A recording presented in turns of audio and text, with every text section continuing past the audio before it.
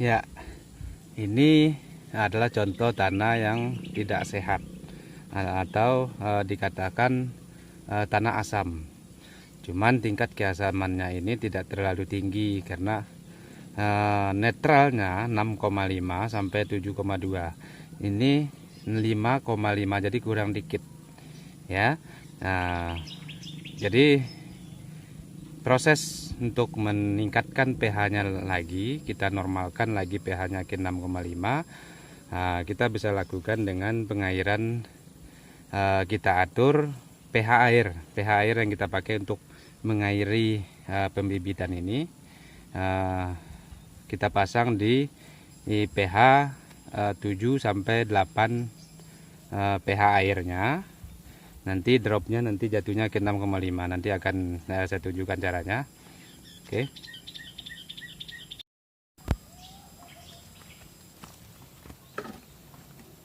Oke sobat tani, kali ini akan saya tunjukkan cara kita menyetel pH air. pH air yang akan kita pakai untuk ngairin pembibitan. Kenapa penting pH air ini harus disetel? Kenapa? Karena pH tanah akan cenderung mengikuti pH air yang akan kita pakai untuk ngairin tanaman.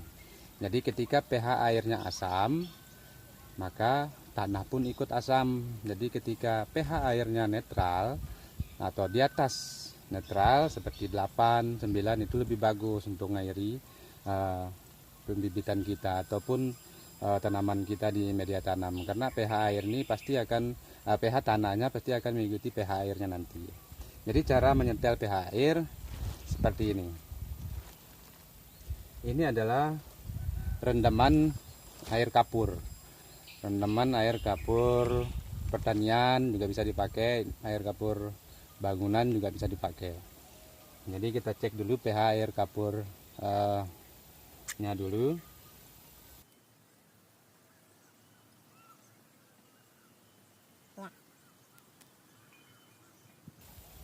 pH air kapur ini 8,4 ya. Kita cuci dulu. Kita cek ini air kali. Air kali kita cek dulu pH-nya. Ini air kali, pH-nya cuman 6,7 ya. 6,7 pH-nya air kali ini. Saya akan mencoba mendongkrak pH air kali ini ke pH 8 paling tidak ya. Kita gunakan rendaman air kapur.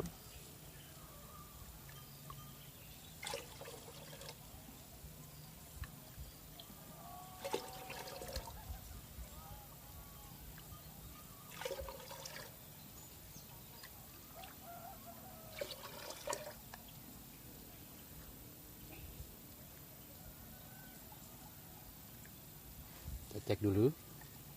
Oh ya, kita aduk dulu.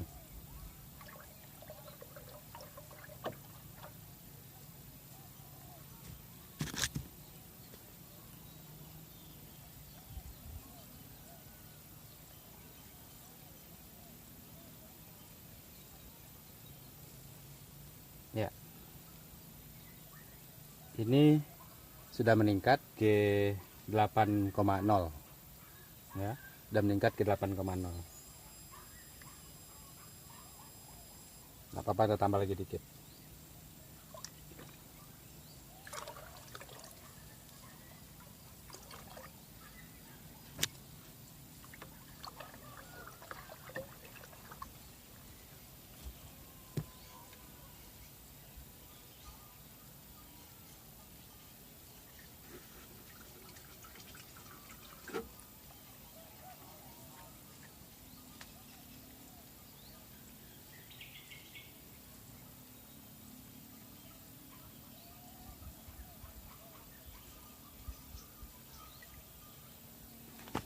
Sudah di pH 8,5.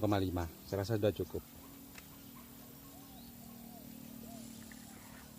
Ya. Jadi air ini kita pakai untuk ngairin bibit. Sekitar besok sore kita coba cek pH tanahnya lagi. Saya rasa pasti akan kembali ke normal atau pH netral. Oke.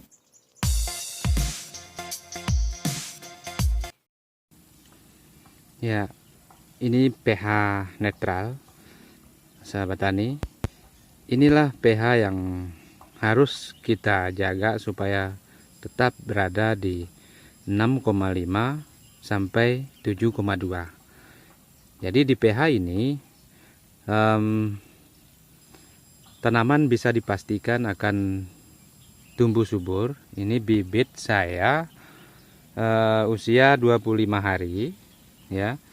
Hanya ini yang selalu saya jaga, bagaimana supaya pH tanah tempat dia tumbuh ini tetap berada di pH netral. Di bawah ini akan menjadi asam. Ketika asam pH tanahnya, maka jamur pun senang akan berkembang biak di pH asam, dan kutu-kutuan pun akan senang berada di pH di bawah 6,5, yaitu pH asam. Jadi kalau pH tanah tetap netral seperti ini, kutu-kutuan tidak suka berada di pH seperti ini, di pH netral ini. Terus jamur pun tidak bisa berkembang, bibit jamur pun tidak akan bisa muncul di pH tanah netral seperti ini. Jadi inilah teknik merawat bibit atau bahkan tanaman sampai kita pindahkan ke metan. Jadi kita harus bisa mengusahakan supaya tanah tempat tanaman tumbuh itu tetap berada di pH netral. Oke.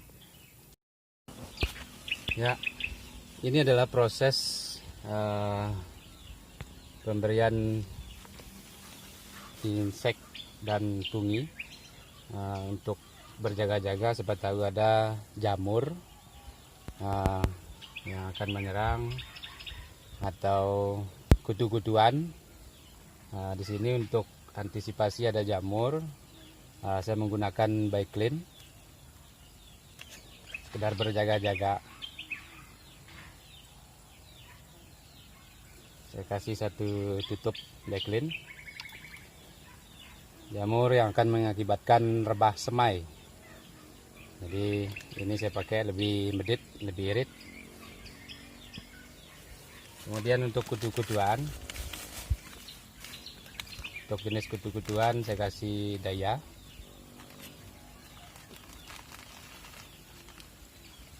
Satu sendok saja. Ini per 3 atau 4 hari sekali berikan ini. Untuk pembibitan cukup segini saja. Kalau sudah kita pindahkan ke media tanam, ini saya pakai 2 sendok. Ini 2-3 tutup. 3 atau 4 hari sekali tetap.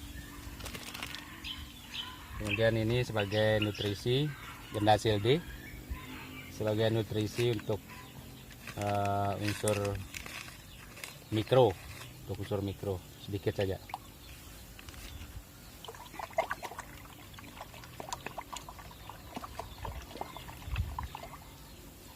Ini sifatnya basah, jadi kutu-kutuan itu sifatnya asam.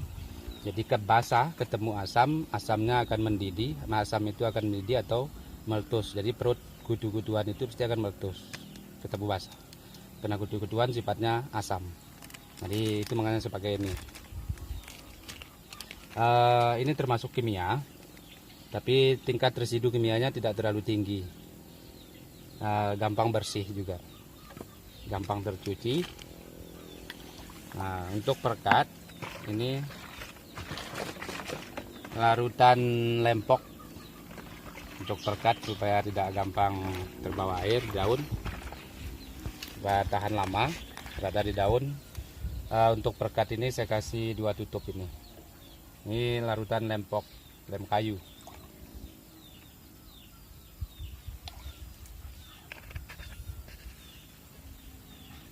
Larutan lempok ini 1 sendok makan. Kita buat, aduk dulu. Nah, kalau Baiklin Untuk usia segini sekitar 10 hari, setengah tutup. Jadi kalau satu tutup penuh, OD nanti overdosis. Jadi cukup setengah tutup aja. Tapi kalau untuk usia 25 hari ini satu tutup kita pakai.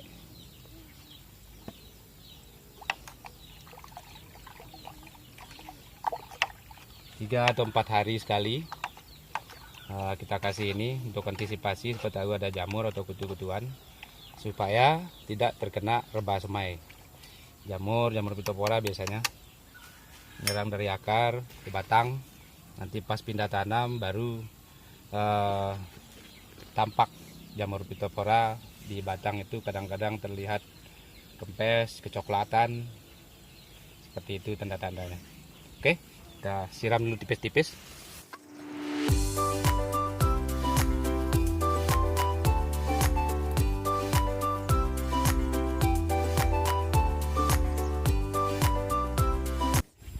Lima hari sekali kita harus kontrol pH tanah supaya tidak mudah terserang penyakit rebah semai atau tidak disenangi oleh jenis kutu-kutuan.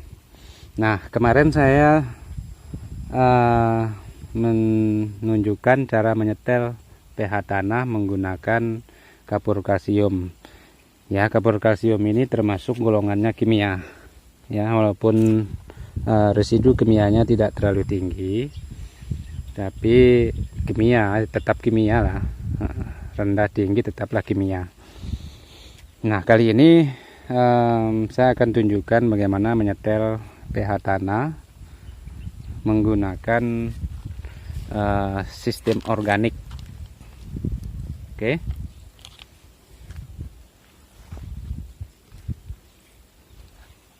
Di sini saya sudah menyiapkan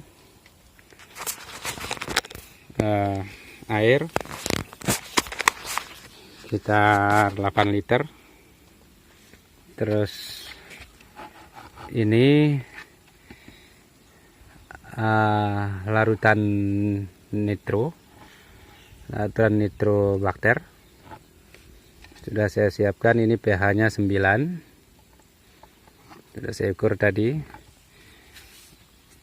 Terus pH airnya 5, nah seperti kemarin pH air yang saya pakai untuk ngairin bibit ini akan saya dongkrak ke pH 8 atau 9 menggunakan larutan nitro ini.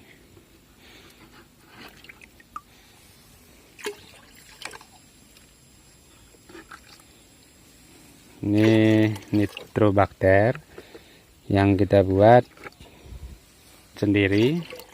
Kita mengkulturnya menggunakan bahannya dari kotoran hewan. Saya kultur sudah berusia 1 bulan lebih, sudah hampir 2 bulan mungkin. pH-nya sudah 9. Terus kadar nutrisi sudah mencapai 8 ribuan. Luar biasa ini nitro nih. Kadar nutrisinya sampai 8000 ppm. Oke, kita coba cek segitu dulu.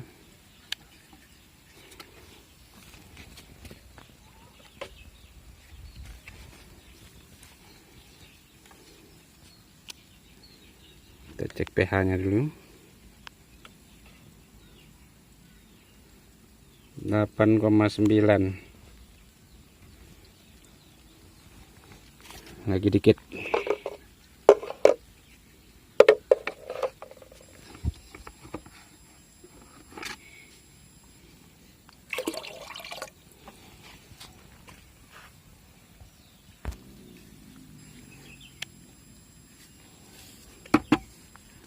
Aduk dulu.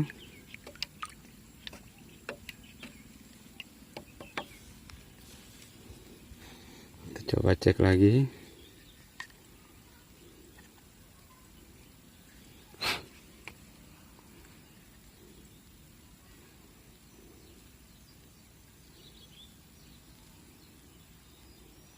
(8,9) ya, untuk segitulah cukup dah. 8,9 pH-nya sudah meningkat.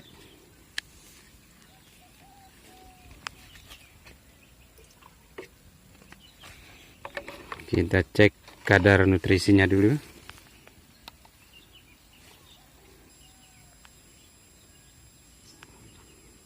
Kadar nutrisi 1290.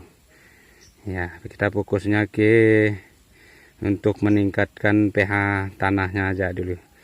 Jadi untuk pemberian nutrisi nantilah.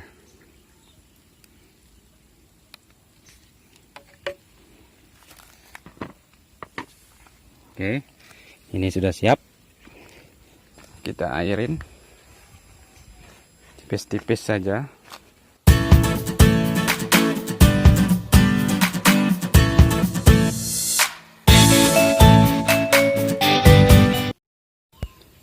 Oke sobat tani,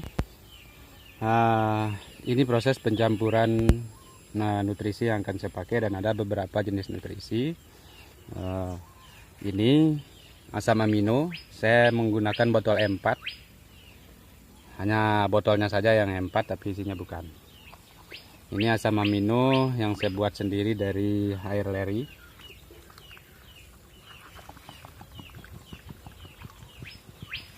Nah, ini bening kan, bukan M4. M4 kan pekat coklat ya. Ini kita masukkan 1 gelas dulu. Ini asam amino. Kemudian ini M4 lagi, tapi bukan M4 isinya. Ini ini POC. Ini POC, bahan dasarnya juga dari air leri.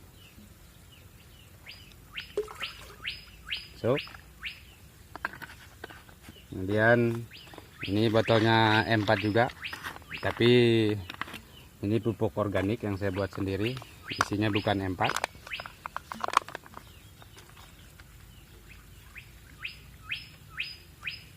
Nah, kalau yang ini BAL, bakteri asam laktat, saya buat dari air kelapa plus tapi singkong ya. Ini campur juga. Kemudian ini biourin. Biourin kita buat dari urin sapi ya, 1 gelas.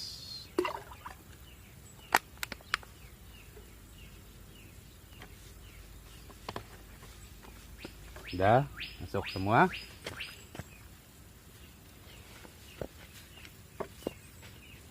Kita aduk dulu.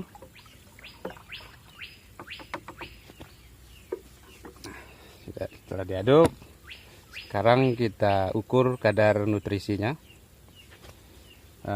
Untuk bibit usia kurang dari 1 bulan, cukup saya kasih 800 sampai 1000 ppm.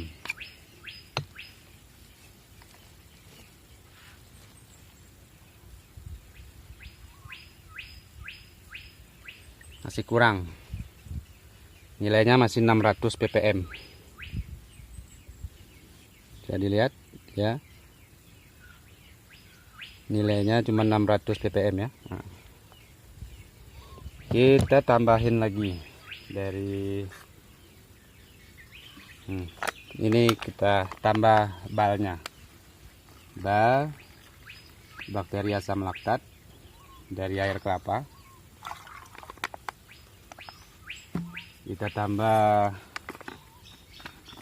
asam amino lagi, asam amino dari air leri. Oke.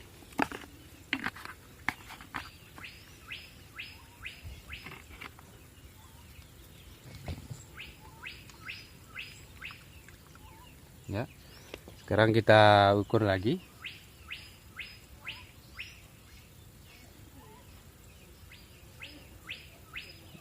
Masih 600 lebih. Nah, ini salah prediksi nih, persiapan ini sudah penuh, seharusnya masih tambah. Terpaksa ini kita buang separuh.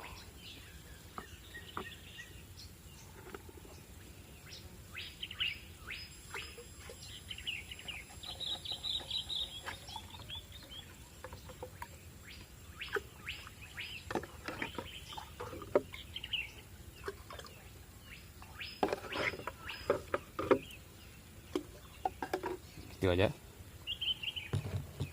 Ini kita tambah biourinnya lagi.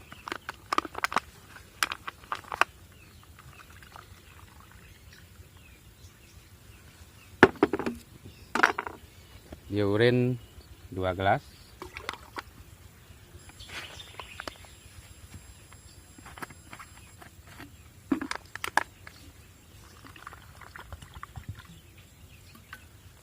Asam amino lagi 3 gelas.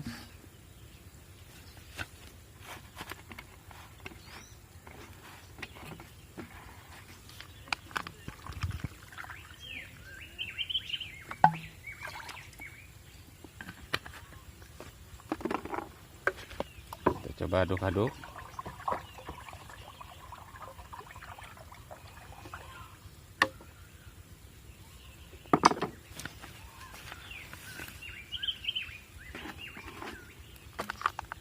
TOC lagi, TOC 1 gelas.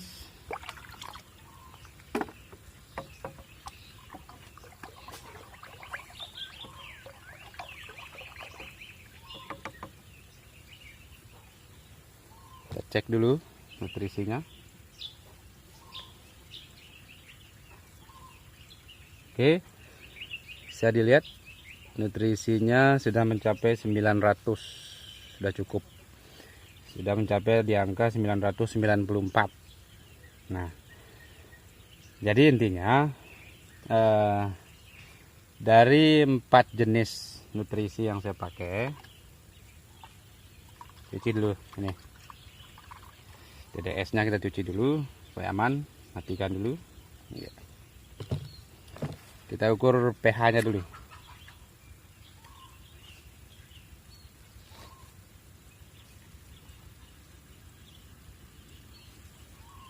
Oke, pH-nya cukup bagus di angka 6,7, lumayan lah.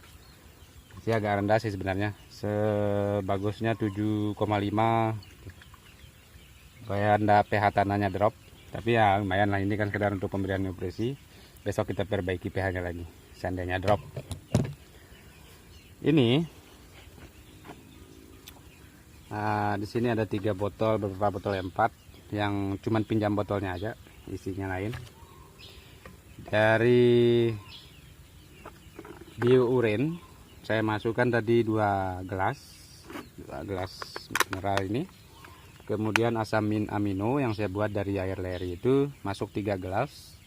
Kemudian bal, bakteri asam laktat yang saya buat dari air kelapa, masuk 3 gelas juga. Kemudian TOC pupuk organik cair dari air leri juga yang saya buat, masuk 3 gelas. Jadi kadar nutrisinya mencapai 994. Jadi untuk bibit usia 28 hari saya rasa sudah cukup. Jadi 800 sampai 1000 lah.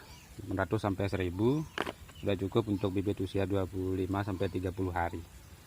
Jadi rasa berlebihan lah. Jadi ini kita berikan dalam interval 5 hari sekali. Pemberian nutrisi ini dalam interval waktu 5 hari sekali. Nah, terus mengontrol pH tanah juga dalam waktu 4 sampai 5 hari sekali. Kemudian untuk berjaga-jaga, siapa tahu antisipasi ada jamur yang akan menyebabkan pitopora dan dari hama kutu-kutuan, itu dalam waktu 3 hari sekali juga, seperti yang saya tunjukkan kemarin. Oke, kita akan aplikasikan ini dulu, walaupun tipis-tipis saja ya.